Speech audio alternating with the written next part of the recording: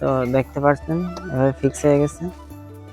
আর খুব hello everyone, welcome back to my YouTube channel. তো আজকে আবার নতুন করে চলে আসলাম একটা নতুন ভিডিও নিয়ে। তো সেটা হচ্ছে আমাদের যে হেলমেটে যখন মোটো ব্লগিং করা হয় তখন হেলমেটটা স্বাভাবিকভাবে এরকমই থাকে। তো এটাতে এরকম কোয়ালিটির কিছু মাউন্ট আছে যেগুলো স্ট্র্যাপ দিয়ে আর কি এখানে বাঁধা থাকে ঠিক এরকম ভাবে। তো এটাতে যখন আমরা গোপ্রো এভাবে মাউন্ট করি তখন এটা প্রচুর নড়ে, কারণ এটা হেলমেটের বডির সাথে কোনোভাবে অ্যাটাচ থাকে না। তো আজকে তার পার্মানেন্ট একটা সলিউশন বের করছি, সেটা হচ্ছে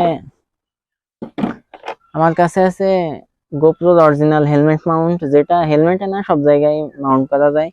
আর এটার পেছনে যে আটা এটা অনেক শক্তিশালী, কিন্তু আমরা এটাতে ব্যবহার করছি নেগেটিভ পজিটিভ আটা আর কি, এমসিল যেটা সেটা। তো এটা ঠিক এখানে এইভাবে মাউন্ট করে পার্মানেন্ট ভাবে ফিক্স করে দেবো এটা। তো এটা এখন দেখি প্রসেসটা কেমন ভাবে করা যায়। তো তার জন্য প্রথমে আমাদের যাতে হেলমেটটা নষ্ট না হয় সেজন্য সাইডে যেখানে যেখানে আর কি এমসিল লাগবে না, লাগাবো না, সেখানে সেখানে টেপ মেরে নেব।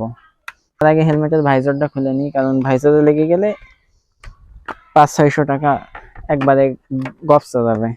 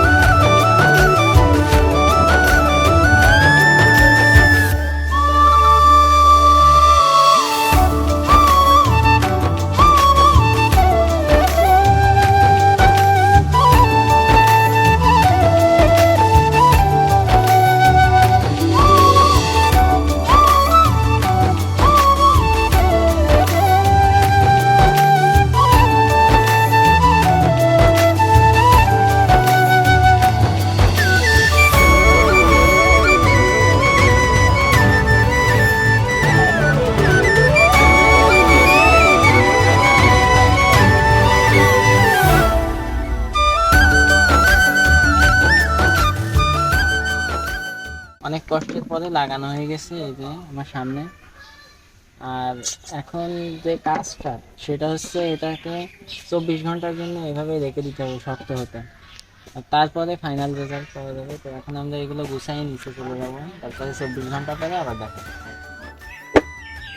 তো ঠিক 24 ঘন্টা পরে আবার চলে আসলাম সেটা নিয়ে। তো এটা রোদে রাখা ছিল, তারপরে এমনিতে অনেকভাবে রেখে দিছিলাম। তো তারপরে এখন দেখতে পাচ্ছেন অনেকটা ফিক্স হয়ে গেছে। তো কালকে যেগুলো দিছিলাম ওগুলো হয়নি, তার জন্য আবার সাইডে আবার দেওয়া লেগেছে। তাও এখন ক্যামেরার যে ফ্রেমটা যেটা আর কি এখানে লাগবে, তো সেটা এভাবেই থাকবে। তো দেখতে পাচ্ছেন এভাবে ফিক্স হয়ে গেছে।